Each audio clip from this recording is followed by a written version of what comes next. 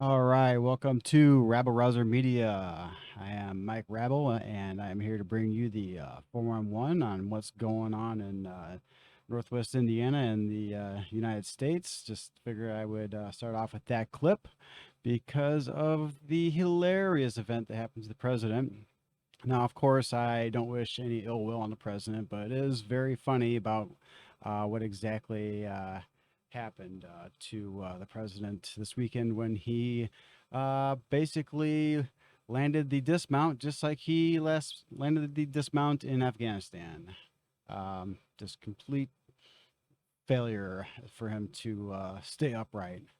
Anyway, so after the president fell, and it launched a barrage of videos and other memes and stuff like that that were just also delicious. Very, very, very, very funny stuff. Let's see if I can bring you some of this stuff down here. Here we go. Here's a good one. Oh, Mark safe from falling off my bike in broad daylight today. Oh, that's a beautiful one. That gave me a little chuckle. Let's see here. Oh, here's a good one. Oh man, you got Trump trying to teach Biden how to ride his bike. Oh man, that's so cute. I love that one. That's great. Hmm. It doesn't get much better than that. Let's see here. Oh, here's a good one. Ban all 10-speed bikes. No one needs a bike with more than one speed. I mean, sounds like something that would come out of you know, the Uniparty right about now. But hopefully that doesn't happen. Let's see what else we got here. We got this one here. Running the country is like riding a bike. Ouch. And yeah, that's fairly evident given some of the gas prices and given some of the other stuff that's going on in the world today. I think that this is very appropriate for what's going on. All right. Now, let's see here. We had an extended weekend because of Juneteenth. So that is not why I am bringing my podcast. Excuse me. That is not why I am doing my podcast today instead of yesterday. Ooh, mm. That is not why, because I just wasn't feeling very well yesterday. Trust me, it's not the cough. I just got a little tickle in my throat. But anyway, no, that was more because I was just had some back pain, and just really couldn't get myself to sit in a chair long enough to sit down and do what I had to do today. So, or do what I had to do yesterday. But so I just decided to give it a day and just do it today.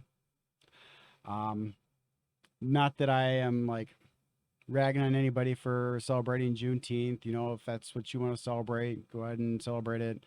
I know everybody was celebrating Father's Day on Sunday. Um, so happy belated Father's Day to everybody. Um, hope you enjoyed your day. And I guess Monday was the makeup day for the holiday since it's so close to Father's Day. So I'm not exactly sure how that kind of stuff works, but I'm pretty sure it's like, whatever. I personally don't like the Juneteenth holiday. Um, I think it's fine that they enacted it as a holiday. I just personally don't agree with why it was enacted. It was basically just a virtue signal, um, in my eyes, you know, and I think it's more divisive than anything. It should be something that you know, should bring us together. Like the 4th of July, it's our Independence Day, you know, and I think that it's something that, if anything, it just puts a further divide in this country. But going, I think I can understand why some people would. I really can, but I think it's because they uh, haven't been told the whole truth about American history. Um, the American colonies in the Americas, you know, was the place where uh, slavery started getting its end in the American colonies. I'm gonna school myself up on that school myself on that history and eventually do a an entire show on just that.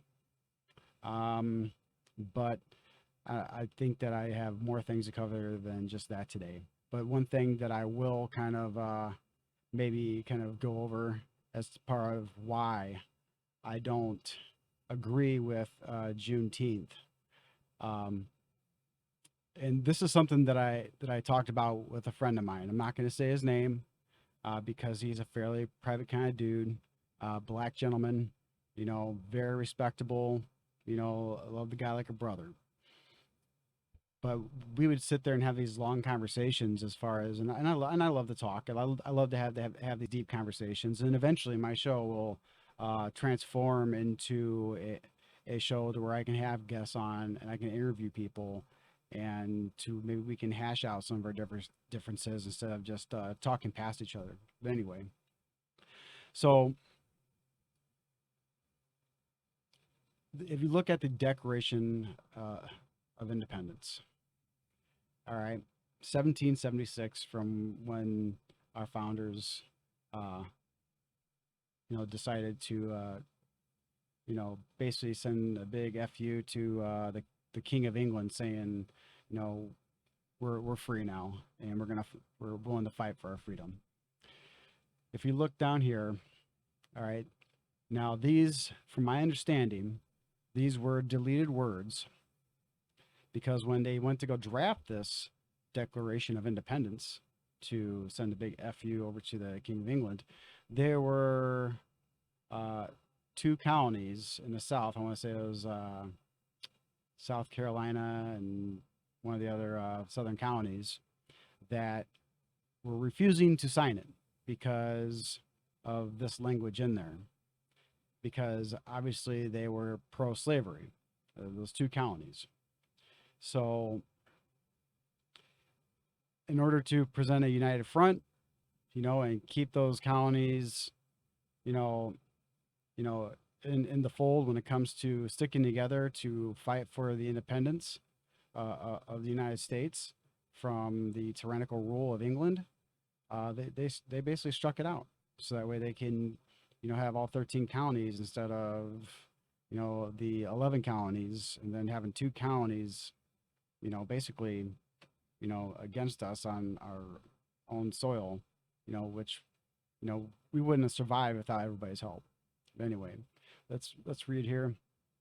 The deleted words beginning with "He has waged cruel war against humans, nature itself, violating its most sacred rights of life and liberty in the pursuit of a distant people who, let's see, life and liberty, in the persons of a distant people who never offended him.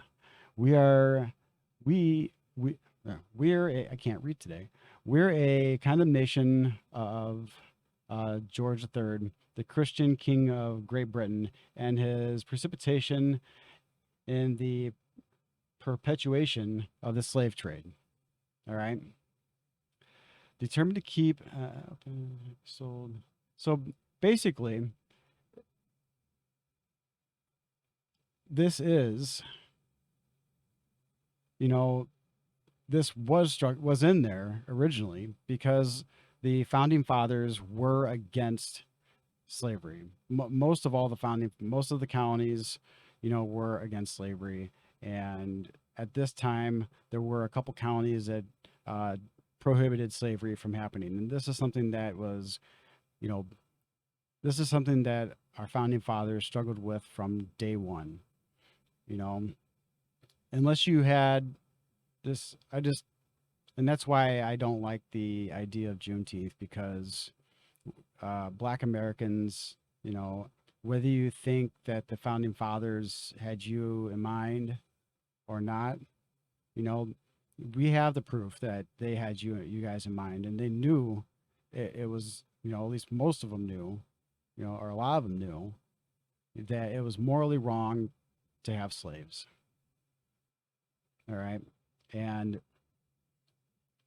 that's part of the reason why when we got the Constitution, 1889, I think it was like the Articles of Confederation, and then they scrapped that because it wasn't working, and then they had the Constitution. That's the reason why they had the three-fifths compromise. It wasn't because they thought black people were lesser of people. It's just that they knew that the slave owners would be voting for their slaves instead of the slaves getting an actual vote for themselves, and they didn't want the ability for slave owners to have a majority vote when it came to slavery, and they did the three-fifths compromise to keep slavery from spreading. All right. So I think that's very important to remember. And, the 4th of July is just as much your holiday as it is anybody's holiday, because you guys are Americans. Simple as that. But hey, if you feel like you want to celebrate Juneteenth, you know, go for it. Happy Juneteenth, or happy belated Juneteenth at this point. I hope you enjoyed your day.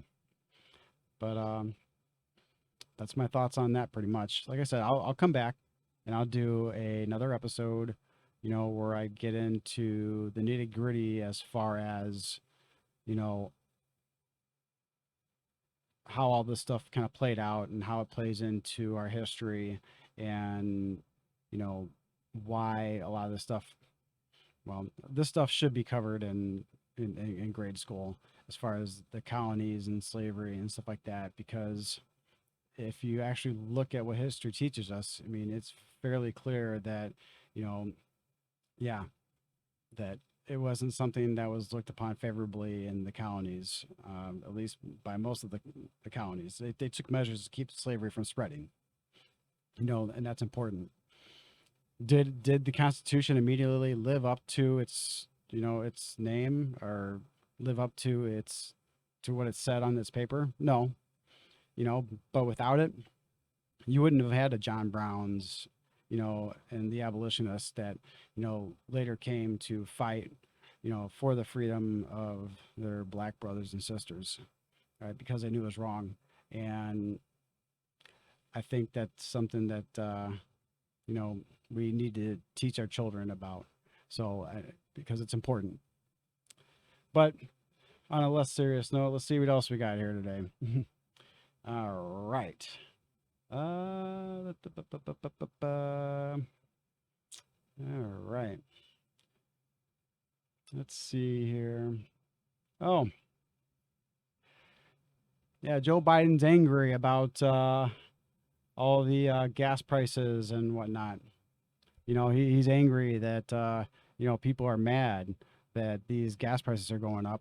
I've talked in other videos to where the reason why these gas prices are up, he basically campaigned on this.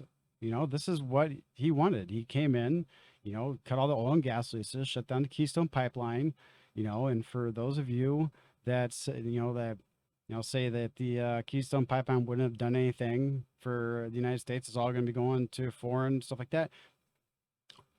It's a global market. It all goes to a global market. It might not have been going necessarily into the United States market, but now we have to compete on a global market with less supply, which is causing prices to go up. So that's supply and demand. You can sit there and try to blame billionaires and ExxonMobil and these other people, but I think it has more to do with the climate agenda that the Biden administration has. And you know what? If this is his agenda, he should be very proud of it, because he's accomplishing his goals. If this is what, this is what he campaigned on, he should be out there toting that, we're going to transition our economy and we're going to be more green, and we're going to, even though he's trying to transition on the, on a dime basically, and our country, its infrastructure, and its people just aren't ready for it. I don't think it's smart to cut off our nose to spite our face. It's like they're constantly encouraging us to get electric vehicles because they're because they're green, but at the same time they're also telling people in California with all these electric vehicles, try not to charge your electric vehicles because of the rolling backouts and increased demand for energy. So I mean, it doesn't make sense. I mean, it's almost kind of like the landing or trying to stick the landing to the exit of Afghanistan. You know, he's completely botching it. If there is a way to do it, you know, this is not it. You know, I am completely for green energy. I am completely for, you know, alternative fuels and, you know, other stuff that's better for the environment. But if you start having supply chain shortages and, you know, and food shortages because of increased fuel prices, you know, that's a real problem. You know, and here, let's take a look. This is Biden basically, you know, campaigning on this. 3 consecutive American presidents have enjoyed stints of explosive economic growth due to a boom in oil and natural gas production. As president, would you be willing to sacrifice some of that growth, even knowing potentially that it could displace thousands, maybe hundreds of thousands of blue-collar workers in the interest of transitioning to that greener economy? The answer is yes. At $7.29 a gallon for a small car with a 12-gallon tank, it would cost you $87 to fill it all the way up. Number one, no more subsidies for fossil fuel industry. No more drilling on federal lands. No more drilling, including offshore. No ability for the oil industry to continue to drill, period. Ends. Gas prices are so high, the Isabella County Sheriff's Office here says they've actually blown through their fuel budget already, so they will respond to some non-emergency calls by phone. I've never seen anything like Putin's tax on both food and gas. All right. See, he campaigned on this stuff and now he's mad and he's calling this a Putin tax. You know, the war in Ukraine was like a gift to the Democratic Party because it gave him a scapegoat for all these price increases, which he campaigned on doing. You know, so which is it? You know, you can't do both. You can't have your cake and eat it too. You know, that's kind of what it sounds like when they're saying, well, the gas prices don't affect me. You know, I drive right past those gas, just like I was at Stephen Colbert. I drive past all of them in my Tesla. You know, it's like, yeah, you can have your cake and eat it too. You know, that's the equivalent. You know, yeah. Let me go. Like right now, I cannot afford to go out and buy a $50,000, $60,000, $70,000 Tesla.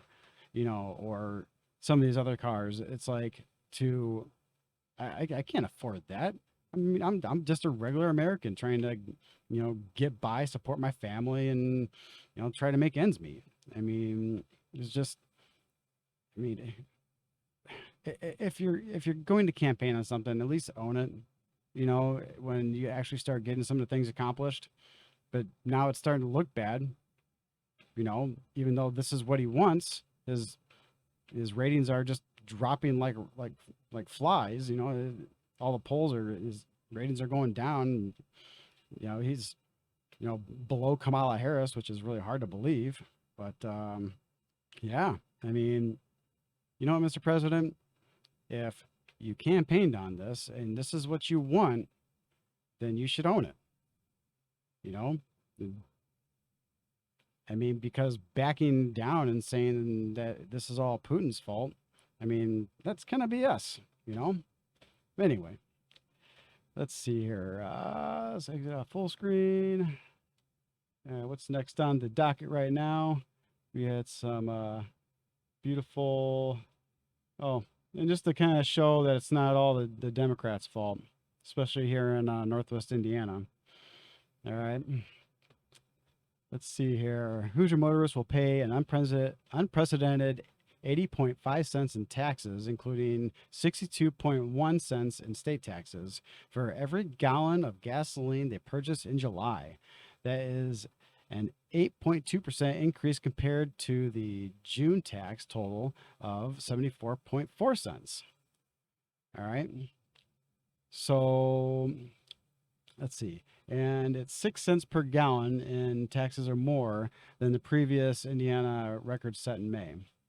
A pre-planned tax hike enacted in 2017 by the Republican-controlled General Assembly and Governor Eric Holcomb is potentially responsible for the increase. See, it's not just the Democrats that are raising taxes, it's the Republicans too. You know, this is something that was, you know, championed by Republicans in Valparaiso and then supported by Republicans in, you know, supported, you know, Republicans downstate, you know, I mean, I think we just need to, you know, I mean, I don't mind sales taxes. I just wish that they wouldn't take it out of my darn paycheck and then tax me at the pump, tax me at the store, tax me when tax. You know, getting taxed to death. You know, and I don't know if I don't think it passed, but they wanted to put some sort of mileage tax on the cars. So you're going to get taxed on the fuel, and then you get taxed on your mileage. Isn't buying fuel a tax on mileage because you have to pay for the gallons of gas to get you the mileage? That's, to me, that'd be like double taxation, but I don't think that one passed. I'd have to look into that. You know, that was like a year and a half, 2 years ago. And I don't think it didn't gain much steam, and it ended up dying. But in the U.S. House or U.S. Senate, whatever. But yeah, see, it's not all the Democrats. You know, it's some of these Republicans too. You know, and I know that they are looking into trying to maybe repeal the tax or postpone the tax increase to kind of help out, you know, Hoosiers in this difficult time when we have prices that are going up because of everything that's going on within the Biden administration and the world, you know, that's causing gas prices to spike. You know, when you have your gas prices and your diesel prices that are going up exponentially, you know, eventually it's going to cost too much to do a lot of these things, and it's going to start pushing people out of that, you know, out of the ability to drive places. When you start having truck drivers that can't afford to put fuel in their gas tanks to transport food and all this other kind of stuff, you know, we have some problems, you know, that we really need to start thinking about. All right. You know, they say that once, you know, like 30-40% of an income of, you know, a household starts going towards, you know, food and other expenditures that they need to get food, like gas, you know, that's when you start looking at possibilities of like civil wars. There's more than one outlet, you know, that are talking about this kind of stuff. And, you know, I'll touch on that kind of stuff later, you know, in maybe a different episode as far as why I think civil war might be coming. But all the things that, you know, I've mentioned here already are some fairly good reasons. You have weak leadership, you have a divided country, you have, you know, skyrocketing gas and fuel prices, you know, skyrocketing food and other commodity prices, you know, due to increased transportation costs. And, you know, you have things that are becoming more scarce because of supply chain shortages, like tampons, toilet paper, and, you know, baby formula. And you have one factory that goes down. I mean, come on, how long can we actually sustain this? All right. Let's see here. What's else on the docket today? All right. Oh, yeah, here's a good one. Huh. Yeah. Rich Dad, Poor Dad. Author Robert Kiyosaki totes canned tuna as a best investment today, as gold and silver and Bitcoins aren't edible. You know what? He's right. Yeah, you can't eat. And speaking of Bitcoin, you know, that thing has just taken a complete tank. Wow. It has tanked. I think it's right. It's down below 20,000. You know, let's look at that real. Either way, let's see here.